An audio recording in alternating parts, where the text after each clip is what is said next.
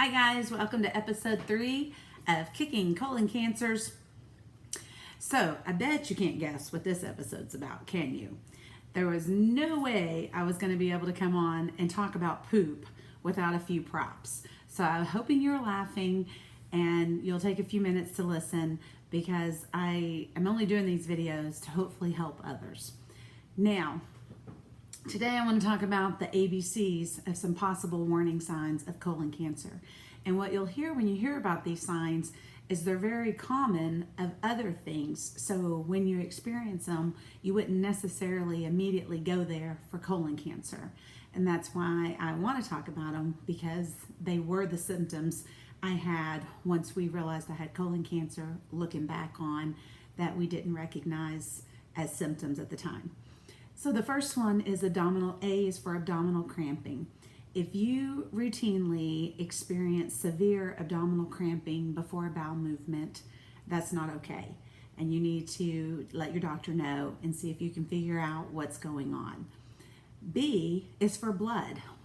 At no point in time when you go to the restroom, number 2, should you experience, or number 1, but number 2, you should experience blood.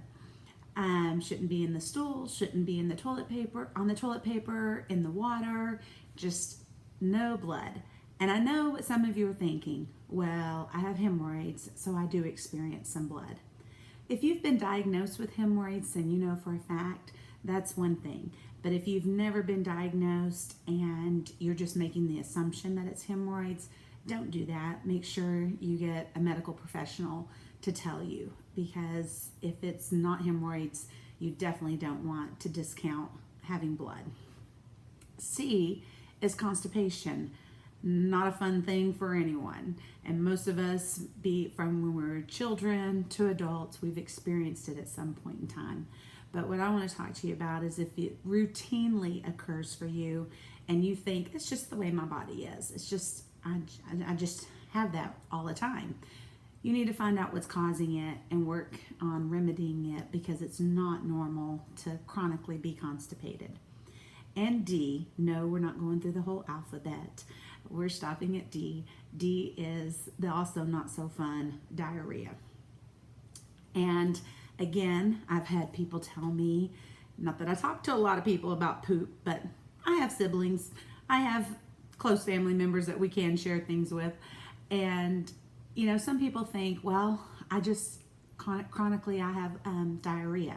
I've had my gallbladder taken out, so if I eat certain things, I've got to hurry up and get to the restroom, and it's diarrhea, and it's just the way I am.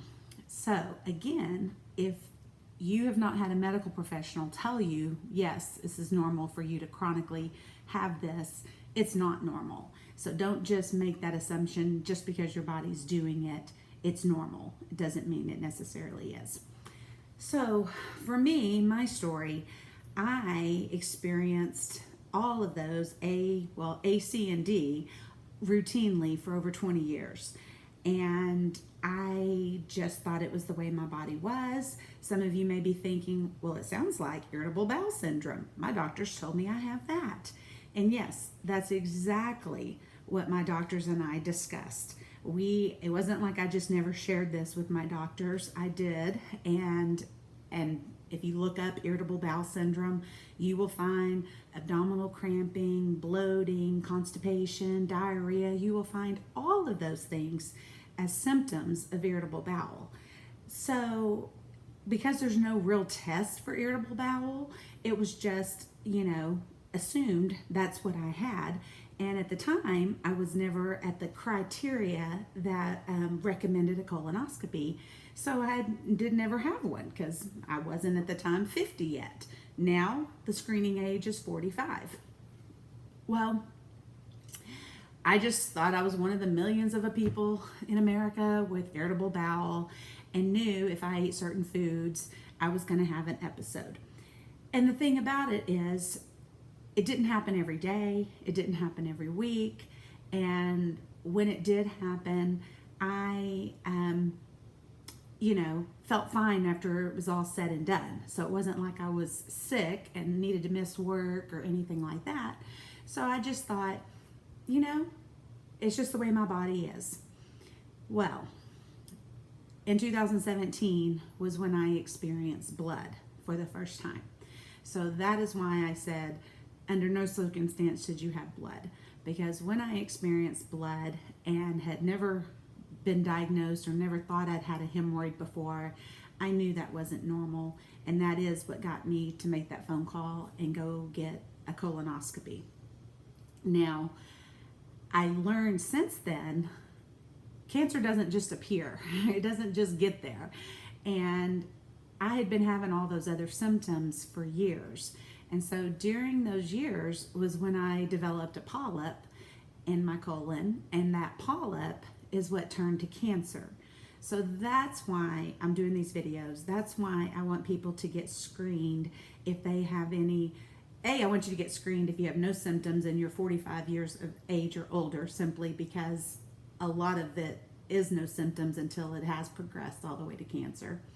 And B, if you experience any of those things I just talked about and you think it's just IBS, or your doctor even thinks it's just IBS, I want you to get screened and have a colonoscopy, because if you've developed polyps already, they can take care of those. The minute they do a colonoscopy, if they see polyps in your colon, they take care of them in that procedure, and then they don't turn to cancer.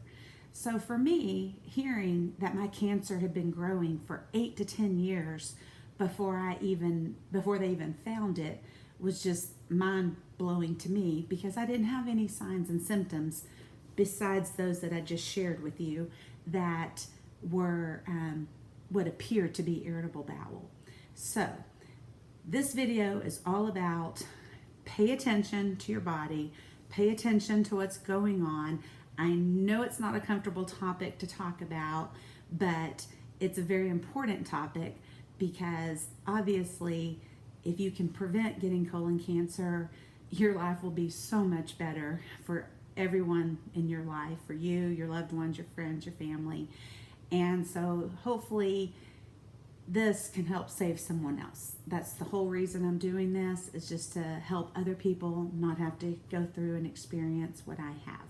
So I will do episode 4 and give a quick update on me. I had surgery 2 weeks ago, and as you can see, I'm doing just poopy fabulous. So I'll do a quick episode on that, but this one was all about signs and symptoms, and to get you to go get yourself screened, or to make family members be that squeaky wheel for them to get screened. So until next time, thanks for watching. Bye-bye.